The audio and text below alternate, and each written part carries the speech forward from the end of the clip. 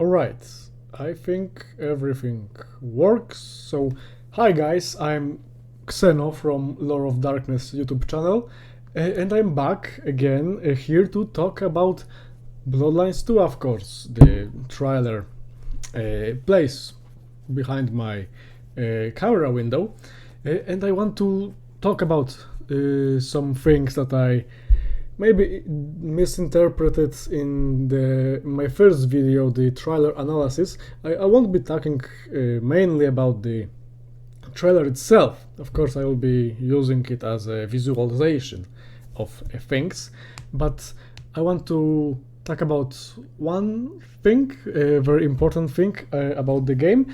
I want to theorize about clans that will be able to play, because if you guys don't know, the Chinese room, the guys behind the game now, they will be revealing the clans that will be able to play. They will be revealing it till the end of the year, and in the January they will share more gameplay, more in-depth things.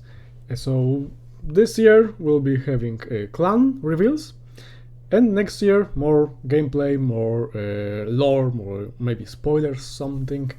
And I want to theorize about the clans that we'll be able to play based on things from this trailer and my own assumptions.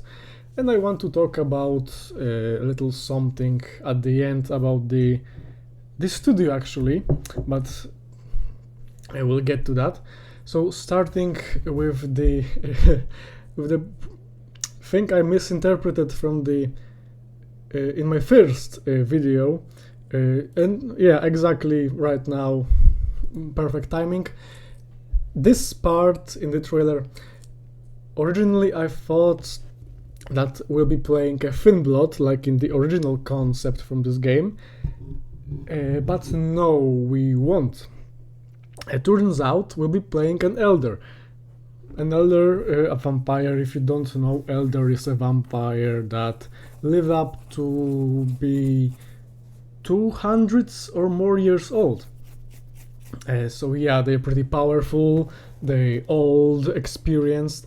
I thought this fragment of the trailer, an elder awoken, was referring to an elder like a boss maybe in the game, the main big bad, the mastermind behind the whole plot of this game. But no, of course this is still important for the plot because, well, it's us, the elder, it's us. We'll be playing an elder vampire. Originally, when I learned about it, like a day after I released my first video, I wasn't a fan of this idea actually. Let the trailer play. I wasn't a fan of it, but the more I thought about it, the more I got used to it, and I actually started to like it a little. It opens a lot of possibilities that playing a newly embraced a vampire, a fledgling, wouldn't give us. Of course, we'll be able to customize the elder, so they will be an established character in the whole Seattle, the city, and that makes for some interesting interactions with the sects, the Camarilla, Anarchs, maybe Sabbat, someone else, the NPCs, the power players in the city. So that will be cool. And the mystery, why are we fell into torpor in the first place? The progression in this game, maybe we will have amnesia, maybe we won't remember this, our past, our capabilities, our power, and we'll be able to uncover it bit by bit, like in the prototype game. Yeah, this was a great game back in the day. Our character, amnesia, getting more powerful, something like that. Maybe by drinking other vampires, other, I don't know, bosses, maybe enemies, we'll be able to restore our own memory, our own powers. So that's cool, that's pretty cool. And well, playing an elder is something that not many people do, even in the tabletop game. The eldest I ever played myself was an Ancilla Gangrel, so above 100 years vampire. And here we are an elder, a badass, someone high from the top tier vampire guy, with maybe amnesia, maybe something else. Of course, it still will be us.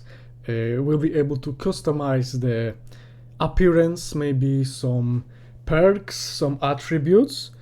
Of course, it's an RPG game. And of course, clan.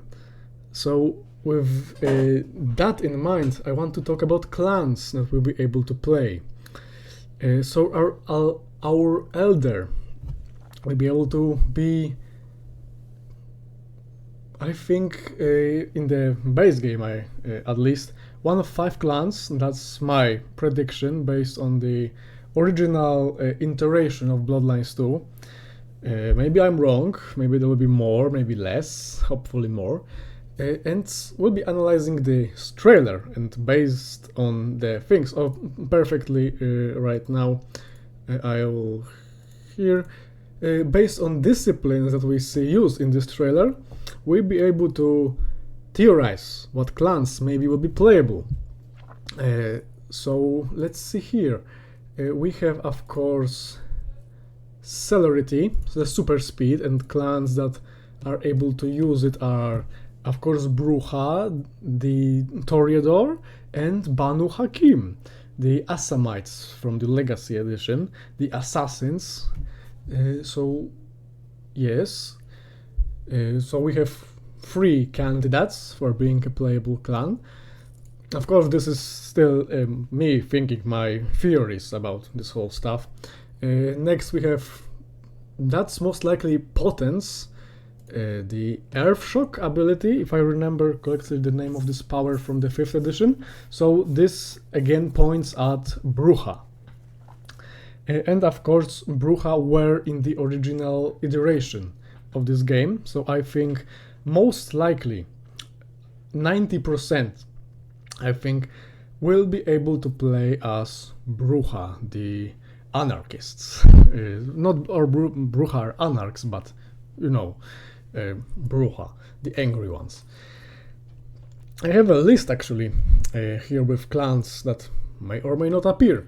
So of course, Bruja will be cool. The Toreador most likely will also appear based on the celerity, but I may be wrong, but they were in the previous iteration of Bloodlines 2 and in the first Bloodlines, and they are one of the most popular clans, so there also is a very high chance that they will be playable. Of course, they are the more social clan, but they're still capable of protecting themselves. Next thing, of course, Potence. Again, talking about Potence, the other clan that has this discipline are Nosferatu. Being Nosferatu will be cool in this game. Of course, we have Samuel here, our boy from the original iteration, and it's cool that characters from the old iteration are still here, or at least in some way their assets are reused, like Samuel here or Lou Grant at the end. And please give us back Elif Parmak, our Tremere waifu. Please. Regent will be happy. The Regent. But talking about Nosferatu, I don't think they will be in the game, at least not from the start. Would be awesome, of course, but making the whole mechanic takes a lot of, well, effort. Of course, the game is also based on the 5th edition of Vampire the Masquerade, and Nosferatu there don't break the masquerade by just showing themselves. They are just beautiful from the inside, let's say. Would be cool to be a Nosferatu, but I don't think they will be, at least at launch. So the next thing, well, here we have the Thaumaturgy, the blood sorcery, and yeah, this, but let's skip here. A little better frame, alright. So we have blood sorcery. In the 5th edition, we have Tremere that have access to it, and Banu Hakim, so more things pointing at Banu Hakim being here, and it would be cool to play as them. They weren't in the original Bloodlines, they weren't in the first iteration of Bloodlines 2.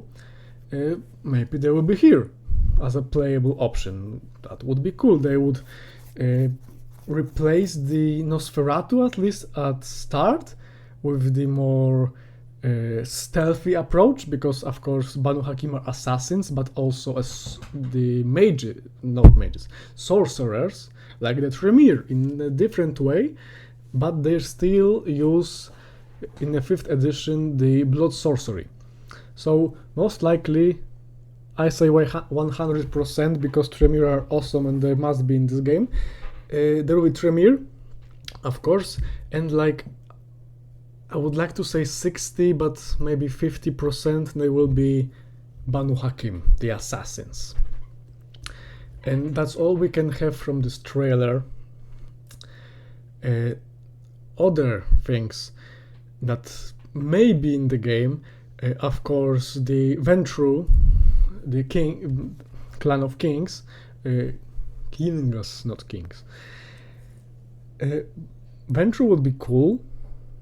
They were in the original iteration of Bloodlines 2, in the original Bloodlines game. So Ventru, I also would say that 90-95% that they will be here. Malkavians were supposed to be in Bloodlines 2 when Hardsuit Labs were still working on them, and well, I must say, playing a Malkavian in the original Bloodlines was unique, thanks to the unique dialogue options and the voices that you would hear in places with other people when you were talking to them. And the voices were talking to you about things that didn't really make sense unless you knew the context of the whole game. And when you played through it and played again as Malkavian, you were like, whoa, that's just spoilers in my head. Or hints to what to do, who to trust, who to not, who to kill, who to drink, stuff like that. So Malkavians, I would love to see them here. There isn't anything in the trailer pointing towards them being here, but most likely they'll also be here. Now, some clans that I really doubt will be here in the game, at least at launch. Mainly Gangrel, La Sombra and Simitsi. So Gangrel are, out of these three, the most likely to appear. They will in the first Bloodlines game.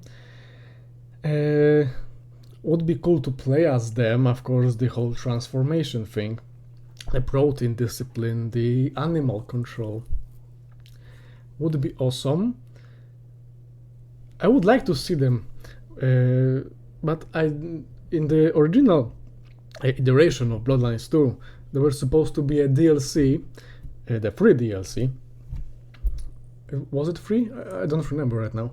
They were supposed to be in the DLC, so maybe they will be in this game like 60%, let's say, 50-50, something like that. And La Sombra and Simitsi. La Sombra, the manipulators, of course, I'm so sorry for my dog in the background, I hope you don't hear it. La Sombra would be cool to play as them, the Oblivion discipline, the shadow manipulation and stuff like that. maybe would be awesome. Maybe they will take the less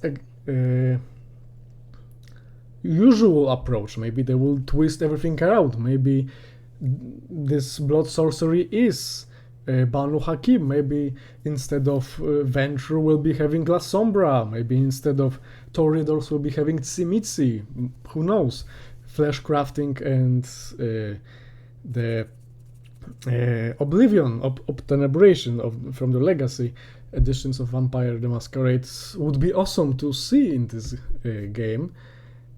Would love to see them, but I really doubt, at least at first, they will be here as playable clans. Just like in the original Bloodlines game, the first game. And the other clans, I really doubt, you know, Hekata, the Necromancers, the Ministry, Setites, and Ravnos, Salubri. I really doubt they will be here. So, you know, clans that I think most likely will be here are Tremere, Bruja, Toreador, Ventrue, Malkavians, maybe Banu Hakim, maybe La Sombra, less likely Tsimitsi and Gangrel. Would be cool, but I think the 8, maybe 9 clans, the 7 from the original game and maybe 2 more as a DLC would be enough. Because, you know, I really doubt that all of the 13 vampire clans will be in this game as playable thing. Oh, I forgot to talk about one more thing, mainly the flying thing, of course. It's the thaumaturgical ritual to levitate, fly. Of course, Finnbloods also can do it, but like I said, at the beginning we will be an elder, so this most likely is the blood sorcery, and I think it was Banu Hakim ritual, so that may be also pointing at Banu Hakim. That's interesting. But Tremere also can use it, if I remember correctly. I don't know if it was clan exclusive in the tabletop 5th edition game. Of course, in the Blood Hunt game, which is awesome, Tremere can fly. They can fly, yeah. Masquerade, well, who needs a Masquerade? We need a Masquerade, alright. But yeah, flying, cool thing. Maybe it's just, you know, falling slowly. Or maybe flying, so blood sorcery seems to be powerful discipline, let's say. With a lot of powers from the tabletop game. Maybe we will be able to use rituals. Maybe the basic powers will include some a lot of powers to choose from on each level, like in the tabletop 5th edition. Would be cool. But let's jump to the other thing I wanted to talk about. The Chinese room studio themselves. So I see a lot of people online talking about that oh, the Chinese room is making the game, the people from the walking simulators, this game will be trash, well, don't buy it, it's a dead game, blah. Well, I don't think that's the case here. Of course, the Chinese room mainly has the experience with the games like Amnesia. The Machine for Pigs was their glorious creation. It was a cool game. They know how to build worlds. They know how to create an atmosphere that will capture you, that will capture the feel of the universe that the game is taking place in. And I think that's a good thing, because, well, Vampire the Masquerade stands, the thing in the Vampire the Masquerade, it's known for its feel, the atmosphere, the goth punk, the mystery, the night society, you know, vampires. Ooh. So I'm not worried about that. And that's that's also why I think why they made this trailer so action-based. They wanted to show us that even if they are known and mainly experienced it in walking sims, they're still capable, perfectly capable of creating an action game. And I think that's what Bloodlines 2 will be like.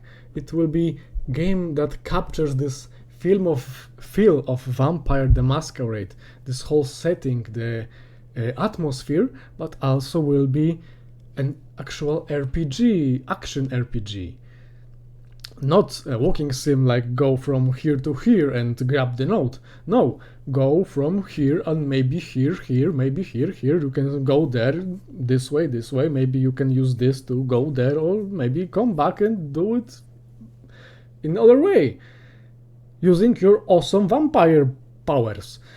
So, a very atmospheric action vampire RPG. That's what I think this game will be, and I think that's what we all are counting for. So some people say this will be a walking sim, others say this will be a linear, purely action game. No, this will be like first Bloodlines, but more modern. It will be open, it will have options, there will be dialogue, there will be action. This feel of the TTRPG will be here. At least that's what I think. The Chinese room is trying to tell us through this trailer. We know they can make the feel, the atmosphere. And thanks to this trailer, of course, this is the pre-alpha gameplay like we see post-alpha in-game footage. So still kinda early build. We know they can make the feel, the atmosphere, and thanks to this we know they can make action. They can make it interesting. So that's what I think it will be. It will be cool Bloodlines, Vampire the Masquerade Bloodlines 2 game. Cool vampire game that we'll be all actually enjoying. Of course, the launch is still ahead of us long time, so they have a lot of time to polish it, to make it even better than what we see here. Some people say it's a little clunky, a little, not there yet, and yeah, it kinda is here, but there is still time. And they will be giving us more information, like I said, clans in this year and more gameplay in the next. So till the next year they can make a lot of progress on this. And these are my thoughts about it, about all of this, the clans, clan predictions and the studio. So if anyone from the Chinese room is watching, keep up the good work, guys. I believe in you. Give us the best vampire game you can, alright? And take your time. So that's all I wanted to say here. Of course, when there will be more information, I'll be covering it, not every little bit by bit for single video. Maybe I will make shorts, maybe.